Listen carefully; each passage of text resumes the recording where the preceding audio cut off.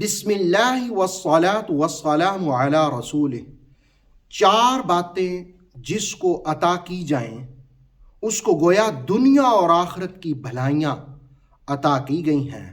طبرانی فی الکبیر میں ابن عباس رضی اللہ تعالیٰ عنہما کے حوالے سے یہ حدیث بیان کی گئی، نبی صلی اللہ علیہ وآلہ وسلم نے فرمایا، اربعون من اوتیہن فقد اوتی خیر الدنیا والآخرہ، جس کو چار باتیں دی گئیں اس کو گویا دنیا اور آخرت کی تمام بھلائیاں عطا کر دی گئیں۔ اب ان میں پہلی چیز کیا ہے؟ قلبا شاکرا، شکر کرنے والا دل۔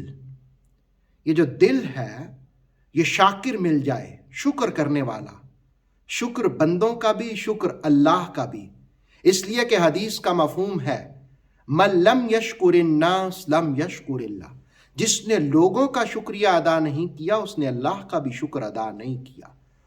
تو دل شاکر ہو تو وہ بندوں کا بھی شکریہ ادا کرتا ہے اور اللہ کا بھی شکر ادا کرتا ہے۔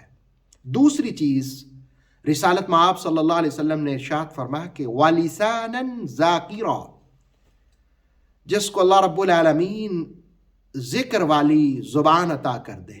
بہت سی احادیث میں یہ فضیلت بیان ہوئی ذکر کی کہ تمہاری موت اس حالت میں آئے کہ تمہاری زبان اللہ کے ذکر سے تر ہو۔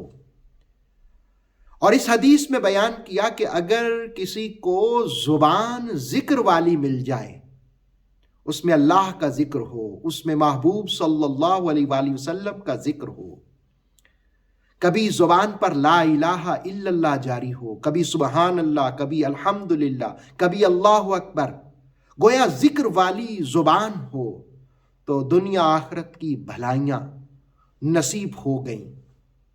اور تیسری چیز، رسول کریم صلی اللہ علیہ وآلہ وسلم نے فرمایا وَبَدَنًا عَلَى الْبَلَاءِ صَابِرًا، ایسا وجود، ایسا جسم جو تکلیفوں میں، مصیبتوں میں، مشکلوں میں، آزمائشوں میں صبر کرنے والا ہو۔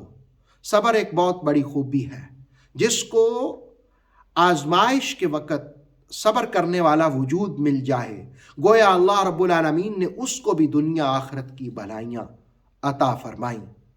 اور چوتھی چیز، رسول کریم علیہ الصلوۃ والسلام نے فرمایا کہ وَزَوْجَةً لا تبغیہ خونا فی نفسہا ولا مال، ایسی زوجہ مل جائے، ایسی بیوی مل جائے جو اپنی عصمت، عفت، عزت اور اپنے شوہر کے مال میں خیانت نہ کرے، دونوں چیزوں میں، عصمت میں بھی اور مال میں بھی خیانت نہ کرے۔ تو رسول اللہ علیہ الصلوۃ والسلام نے فرمایا کہ یہ چاروں چیزیں دنیا آخرت کی بھلائیاں ہیں۔ پہلی، شکر کرنے والا دل، دوسری، ذکر کرنے والی زبان، اور تیسری، صبر والا وجود، اور چوتھی، نیک بیوی جو عصمت اور عفت اور مال میں بندوں کے خیانت نہ کرے۔